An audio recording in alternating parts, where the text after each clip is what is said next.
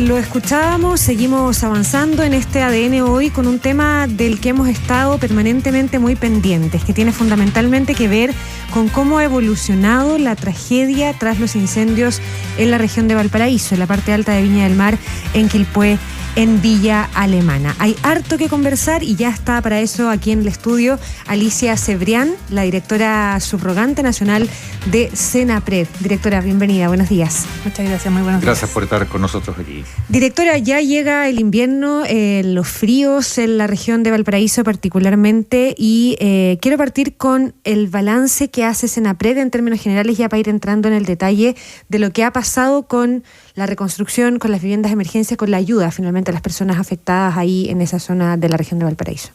Bueno, nosotros como Senapred, después de ocurrida la emergencia y una vez que se realizan las primeras acciones de respuesta, terminó el combate al incendio, viene un proceso que es denominado de recuperación. Y ahí nosotros como Senapred tenemos un principal rol que tiene que ver con la instalación de las viviendas de emergencia, que son viviendas transitorias que se le entregan a las personas afectadas por el incendio. Y al día del 15 de abril logramos instalar 1.208 viviendas de emergencia, que era el primer compromiso que habíamos establecido y que comprometió el presidente de la República para poder dar una solución transitoria, porque eso es la vivienda de emergencia, una solución transitoria a las personas que habían perdido su vivienda producto del incendio. Esas 1.208, ¿de cuántas viviendas transitorias que tiene o que va a instalar Senapred? Mire, en la primera etapa se instalaron estas 1.208 que fueron los primeros beneficiarios que cumplían con poder tener factibilidad para instalar esas viviendas. Y factibilidad significa sobre todo con la condición de sus terrenos. Después del incendio hubo que hacer muchos procesos de remoción de escombros, de demoliciones que por lo pronto todavía siguen en marcha. Entonces, esta primera etapa se concentró en poder llegar rápidamente a aquellos terrenos que cumplían con la posibilidad de instalar de manera inmediata esa vivienda, y fueron 1.208. Ya, es que quiero entender si esas 1.208 son pocas, son muchas, están atrasadas o están a tiempo en un universo total. ¿Cuál es el universo total de esas viviendas o esos lugares donde se podían instalar viviendas? A ver, el universo total de que nosotros hemos estimado de terrenos donde eventualmente podrían instalarse viviendas son estas 1.208 que ya están instaladas y aproximadamente 800.000 más, que son folios que tienen distintas características. Uno, que son algunos que no se abordaron durante la primera etapa y que van a ser abordados, están siendo abordados ahora. Dos, los terrenos que se han ido factibilizando en el transcurso de este mes y medio producto de las demoliciones. Entonces van despejándose estos terrenos y nosotros podemos entrar con nuestras viviendas de emergencia. Y tres, situaciones de personas que en una primera instancia rechazaron la vivienda de emergencia por distintas razones y hoy día nos han solicitado la instalación. Entonces, ese universo nuevo de vivienda nosotros estimamos que podría estar cercano a 1.000 viviendas de emergencia más adicionales. O sea, claro, estamos hablando de entre 2.000 a 2.200 viviendas en total de emergencia que se tienen que construir de todos modos en este otoño. Que instalar, sí. Tiene que ser antes del invierno. Antes del invierno. Y de esto, de un universo que, si mal no recuerdo, era de como de sobre 4.000, 4.500 viviendas destruidas por el incendio en las tres comunas. Así es. Fue la cifra que entregó el Ministerio de Vivienda. Que no en todas amerita o requieren que se hagan de emergencia, pero en estas 2.000 y algo sí. Y se daría por cumplido ese objetivo. Se daría por cumplido ese objetivo. Claro, la diferencia entre el total de viviendas destruidas y lo que nosotros vamos a instalar como con viviendas transitorias se explica porque hay mucha gente que inició sus procesos de autoconstrucción, sí, ¿no? Y también hay casos muy particulares donde, por ejemplo, en la situación del Olivar, donde hay una orden de no innovar en materia de demolición. Ya vamos a ir ahí. Claro, donde nosotros no podemos instalar viviendas. Sí, ahí hay un conflicto judicial que está, como está en tribunales, tiene que todavía dirimirse. Pero antes de ir a ese punto, que es un conflicto en sí mismo que vale la pena explicar, directora Cebrián, ¿hay aquí una evaluación autocrítica de cómo marchó este proceso? Me refiero a que su antecesor, usted está en condición de subrogante, este es un cargo de alta dirección pública, pueden pasar varios meses hasta que haya un director o directora titular de Senapred. Pero su antecesor, Álvaro Ormazábal, tuvo que dejar el cargo después del conflicto que se produjo y que se hizo público y que él mismo hizo público de alguna manera, no sé si conflicto o tensión con las municipalidades y con las alcaldesas, en particular de Viña y Quilpué, por justamente los problemas que había que resolver con la disponibilidad de los terrenos, los despejes, las remociones de escombros en los primeros días y semanas después de la catástrofe. Y el presidente Boric tomó carta en este asunto, dijo que no podían estarse peleando las autoridades nacionales con las alcaldesas, con las autoridades locales, y termina saliendo Ormazábal. ¿Qué autocrítica hace el servicio de lo que ocurrió realmente aquí? ¿Y cómo aborda usted esa situación de tensión? ¿Cómo está también su relación hoy con las alcaldesas? Mire, una situación de emergencia cualquiera en general y en particular esta, que fue una gran catástrofe, es imposible que no se generen tensiones. Son muchos los actores que tienen que participar para poder llegar prontamente con la ayuda a la familia. Los municipios tienen un rol muy importante, pero a su vez son los que están principalmente afectados porque están en el territorio, tienen toda la presión de las personas damnificadas por una pronta respuesta y no necesariamente cuentan con todos los recursos inmediatos para poder responder, y por eso se despliega una serie de otros actores que forman parte del sistema para poder ir en apoyo a esa situación. Siempre en una emergencia, posterior a la emergencia, se hacen evaluaciones y siempre está la posibilidad de haberlo hecho mejor. Siempre uno puede llegar con mayor anticipación. Se podrían haber realizado otras acciones en materia de preparación, y eso es algo que hay que abordar, que son parte de las lecciones aprendidas que tenemos que sacar como servicio y como sistema para poder enfrentar en el futuro, esperemos que no, alguna situación similar de una mejor manera. Hoy día la relación con las tres alcaldesas, con la alcaldesa de Viña del Mar, de Quilpué y de Viña del Mar y de Villa Alemana, es una relación cordial, de mucha cooperación. Estamos trabajando muy coordinadamente, en particular para solucionar la situación que a nosotros como Senapred hoy día nos mantiene trabajando, que es lograr instalar las viviendas de emergencia al resto de las personas que lo requieran. ¿Cuál es la principal evaluación crítica que hacen de lo que el mismo Senapred pudo hacer? Ormazábal en su minuto, su antecesor, planteó que en el desarrollo de la emergencia misma no pudo hacerse mayor cosa porque CONAF no reportó oportunamente dónde estaban o hacia dónde estaban avanzando los focos del fuego, en fin, y que ahí no pudo haber entonces una respuesta adecuada. Después hubo esa crítica a las municipalidades que no habían avanzado lo suficiente en la etapa temprana con las remociones y con los despejes. Pero como servicio, usted cuando habla de que se hacen autocríticas y evaluaciones, ¿cuál es la que ustedes hacen de lo que a ustedes les falló? Mire, yo no quisiera entrar en polémica con las declaraciones que hizo el director anterior. Nosotros seguimos trabajando en poder, por supuesto, llegar a todas las personas que hoy día siguen necesitando de la ayuda necesaria para salir adelante de esta emergencia, y seguimos trabajando también en poder generar las lecciones aprendidas siempre lo hacemos después de una emergencia, de saber qué fue lo que estuvo bien, en qué podemos mejorar. Yo le quería contar que en particular para este periodo de mayor recurrencia de incendios forestales, hicimos un trabajo de preparación de meses con distintos organismos del sistema, el mundo privado, organizaciones de la sociedad civil. Trabajamos en una estrategia para el fortalecimiento de la gestión de incendios forestales. A la luz de esta tragedia, a veces da un poco de pudor decir que esta fue una temporada bastante menos dañina o con menos impacto que en periodos anteriores si uno hace el balance a nivel nacional de incendios.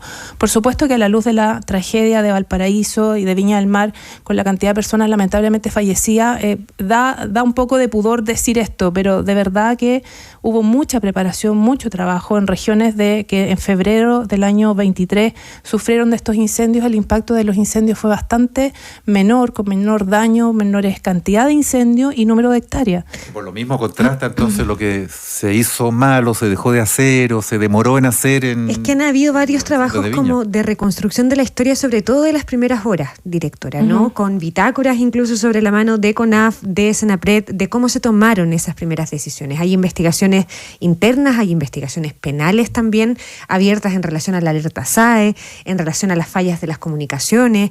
El director de CONAF regional en Valparaíso reconocía ayer, sin ir más lejos, en la Comisión Investigadora de la Cámara de Diputados, que las primeras 2 horas hubo una caída casi total de las telecomunicaciones. Entonces, si no hablamos de las fallas o lo que les faltó a Senapred en particular, ¿cuáles fueron los principales problemas acá? ¿Por qué esta tragedia termina con 100 y tantas personas fallecidas. Con la perspectiva del tiempo, en vista que han pasado estos más de 2 meses. O sea, y medio. aquí algo pasó, más allá de las características de la tragedia. Hubo cosas que pasaron que terminaran con una tragedia, insisto, de 100 y tantas personas fallecidas. Sí, bueno, mire, tal como usted dice, esto está en proceso de investigación. Nosotros hemos aportado todos los antecedentes que hemos tenido a la vista para poder ir esclareciendo qué fue lo que sucedió. Sin duda estuvimos ante un evento que los expertos lo catalogan como de 6ª generación. Fue un incendio muy difícil de modelar, con condiciones climáticas que lo hicieron que avanzara rápidamente en su trayecto. Nosotros como Senapred estuvimos a través de los equipos de nuestra Dirección Regional de Valparaíso presentes en los puestos de mando que se habilitaron y que normalmente se habilitan en una situación como esta, en terreno, monitoreando lo que estaba pasando, y en la medida que los organismos técnicos nos fueron solicitando el envío de los mensajes SAE, estos mensajes fueron enviados el día viernes y el día sábado de ese mes de febrero. La mensajería SAE es una tecnología que se pone a disposición del sistema para apoyar los procesos de evacuación, y nosotros, si bien manejamos ese sistema, o sea, apretamos el botón para que el mensaje salga, el mensaje es requerido por un organismo técnico, en este caso CONAF Bombero, quien va solicitando el envío de estos mensajes de acuerdo a la proyección que va teniendo, en este caso, la amenaza de incendio hacia los sectores, y así se fue actuando. Yo insisto, esto está en proceso de investigación. Nosotros, por supuesto, que hemos entregado todos los antecedentes que tenemos para que esto se aclare, y nosotros somos los más interesados, por supuesto, en que esto se aclare y poder tomar las medidas que sean necesarias para mejorar nuestra gestión y la gestión del sistema en general. Mejorar la respuesta ante desastres, como dice el nombre de la sigla de ustedes. Y este colapso total de las comunicaciones del que habla el director regional de la CONAF, ¿es central para explicar tal vez muchas cosas en el manejo de esta tragedia? Claro, mire, la mensajería SAE requiere de varios pasos. No basta solo con que nosotros apretemos el botón, digamos, para que el mensaje salga. Alguien tiene que pedir el mensaje, ese mensaje se carga en una plataforma y la plataforma envía el mensaje, y para que el mensaje finalmente le llegue a las personas a su celular, pasa por las antenas de las distintas compañías telefónicas que están en el perímetro, en la cercanía. El mensaje hoy día todavía, y estamos trabajando para que eso no sea así, llega a la comuna, es el polígono más pequeño que tiene el mensaje. Por lo tanto, todo lo que se mandó esos 2 días llegó a toda la comuna de Viña del Mar y algunos alrededores, las cercanías de Valparaíso. Pero para que llegue el mensaje al celular, el celular tiene que tener tecnología para poder recibirlo. La mayoría de los celulares en Chile hoy día la tienen, son muy pocos los celulares que no tienen habilitado el sistema, y tienen que haber antenas que puedan hacer que estén operativas. Claro. Estamos conversando aquí en ADN Hoy con Alicia Cebrián, directora nacional subrogante de Senapred. Vamos a lo que mencionábamos antes, directora, el caso del olivar, y que yo no sé si también es más ampliable a otros de los sectores del área afectada. Hubo un recurso de vecinos ante la justicia para evitar y detener las demoliciones que estaba llevando a cabo la municipalidad, pero hubo otro grupo de vecinos que se autodeclaran como mayoritarios, que están enojados con esto porque querían que así se siguiera avanzando con la demolición. Aquí hay situaciones distintas de unos y otros. ¿En qué está esto y cómo se aborda desde el punto de vista de ustedes? Porque tienen que tener esos terrenos demolidos para poder hacer viviendas de emergencia en los casos en que corresponda hacerla. ¿Están ustedes con una preocupación y tienen que hacer viviendas de emergencia en el olivar que están paradas en este minuto, no? Sí, en el olivar se da una situación bien particular porque la mayoría de los terrenos del olivar son terrenos bastante más pequeños del espacio que se requiere para instalar una vivienda de emergencia. Entonces, nosotros estamos trabajando en un piloto con otra modalidad de construcción, pero que no podemos avanzar mientras no haya este recurso de protección o quede se circunscriba solo a las 11 familias que presentaron este recurso, porque hoy día abarca a todo el sector del olivar. Ahora, ¿no pueden ustedes avanzar con los que sí quieren? No, nosotros no podemos porque necesitamos que se demuela. Y nosotros no demolemos. ¿Y eso lo hace la municipalidad? Lo hace el Ministerio de Obras Públicas. Con un decreto de demolición de la municipalidad. El recurso es por esas obras. Entonces, y esto sucede porque en el sector hay unos bloques de departamentos en que no todos los bloques se vieron afectados. Entonces, las familias que no tuvieron afectación en su vivienda, dice, ¿cómo me van a demoler a mí? Porque se tiene que demoler la estructura completa, porque hay daño en otros departamentos. cómo me van a demoler a mí y cuál es la solución, y frente a la aprehensión que ellos tienen, que es completamente entendible. ¿Y es ese tipo de problema con un mismo bloque de vivienda? Yo entiendo que ese es el problema, sí, claro. Yo entiendo que ese es el problema, y lo que se está trabajando es en poder avanzar en una solución que es transitoria definitiva, digamos, una modalidad distinta, y tenemos que esperar que podamos hacer los procesos de demolición. Hay un sector que se logró demoler antes del recurso de protección y vamos a avanzar ahí en la instalación de estas viviendas, que es un piloto, es una modalidad distinta a nuestras viviendas de emergencia, las que tradicionalmente instalamos. Entremos justamente en eso, en las calidades y los tipos de viviendas, las modalidades, porque también ha habido críticas en el medio del proceso a la condición, sobre todo sanitaria, de las viviendas. O sea, más allá de que se habla de un 75%, perdón, Mauricio, de las casas que ya están entregadas, que no tienen baño, claro, que no tienen conexiones sanitarias. O que tienen ahí instalada el plato de ducha y el lavamano, pero no tienen, y el sanitario, pero no tienen conexión de agua. ¿Cuánto tiene que ver ahí Senapred?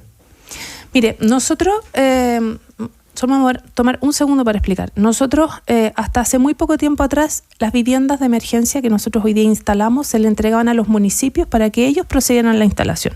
Ya el municipio pedía un X número de viviendas de emergencia, nosotros se las entregábamos y ellos eran los responsables de instalar esas viviendas de emergencia. Perfecto. Con el tiempo, la instalación quedó bajo la responsabilidad de Senapred. Entonces nosotros lo que hacíamos se mejoró el estándar de las viviendas de emergencia además, y no somos responsables de la instalación, pero de la conexión a servicios básicos era responsabilidad la municipalidad o el mismo beneficiario. Nosotros no entrábamos en el proceso de conexión.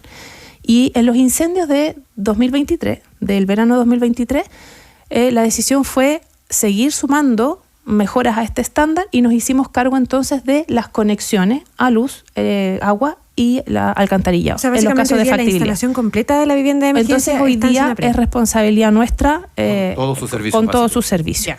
Ahora, los procesos de conexión es un proceso que hacen empresas distintas a las que instalan la vivienda de emergencia. ¿Ya? La empresa instala la vivienda y viene otra empresa con el servicio de poder conectar a alcantarillado, luz y agua. Ese proceso, en promedio, dura 2-3 semanas, o ocurre 2-3 semanas después que se instalan las viviendas. No es inmediato, no hemos logrado todavía que eso sea, que se construye la vivienda y se instalan estos servicios. ¿Por qué? Porque estamos en un proceso también de poder ajustar todo esto que no era responsabilidad en un comienzo nuestro como Senapred. Entonces los contratos, los convenios marcos que tenemos con las empresas que instalan vivienda no incluían ese servicio. Entonces lo hemos sumado a través de contrataciones distintas con otros proveedores. No es que falten empresas hay. No es que falten empresas, hay empresas están instalando, se hacen en promedio 24-30 conexiones de agua y alcantarillado diarias y 30-35 conexiones eléctricas diarias. Tenemos aproximadamente en promedio entre los tres servicios un avance de promedio 45-48% de este total de 1.208 viviendas instaladas. O sea, más de la mitad. Más de la mitad no tiene conexión. Todavía no tiene conexión. Hay algunas que tienen un servicio y le falta el otro. Hay algunas que ya tienen los tres servicios. Y también tenemos algunas situaciones en que no hay factibilidad para instalar uno u otro, ¿no? Hay mucha vivienda que antes soluciones, porque hay que buscar otras soluciones, sí, claro. Sí. Paulo le planteaba al comienzo, directora Cebrián, el tema de que estamos ya al borde del invierno, estamos entrando al otoño. Aquí hemos tenido unos calores ayer mismo, pero en la costa a veces se siente distinto. Las máximas y las mañanas son frías y húmedas. ¿Cuándo realmente va a estar esas otras 800 o 1.000 viviendas que faltan de emergencia? ¿Qué es para Senapred antes del invierno? Es la fecha cronológica, el invierno parte calendario. el 21 de junio, pero exacto, en junio vamos a estar con el agua de repente hasta el cuello o por lo menos la gente pasando mucho frío. Sí, no, nuestro plazo por supuesto es antes del 21 de junio, no es literal decir antes del invierno. Nuestro plazo es antes del 21 de junio. La proyección nuestra es que aproximadamente 7-8 semanas nos podría demorar si es que se mantuviera este universo a contar desde el lunes 15 que se inició, terminó la primera fase y empezó de las 1.200 ya. Correcto. Pero 7-8 semanas son 2 meses, o sea, nos pilla junio igual. Sí. No es 21 de junio, pero va a ser que el 15 de junio, con suerte. Sí, nosotros estamos acelerando todos los procesos para, por supuesto, acortar estos plazos, pero lo que tampoco sería irresponsable de mi parte decir, no, vamos a terminar en 2-3 semanas más, porque la verdad es que logramos avanzar mucho con estas 1.208 viviendas en terrenos que cumplían con una factibilidad rápida, pero también nos enfrentamos a terrenos muy complejos donde la instalación de una vivienda que normalmente dura un día, nosotros logramos instalar una vivienda en un día, empiezan temprano en la mañana y a última hora de la tarde la vivienda está instalada.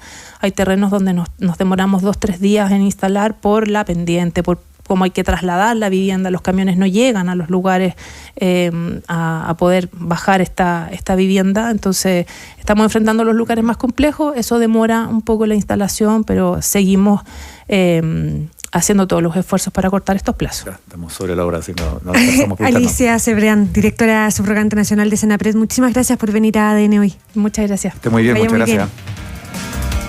8:33 minutos. 8:33 minutos. ADN.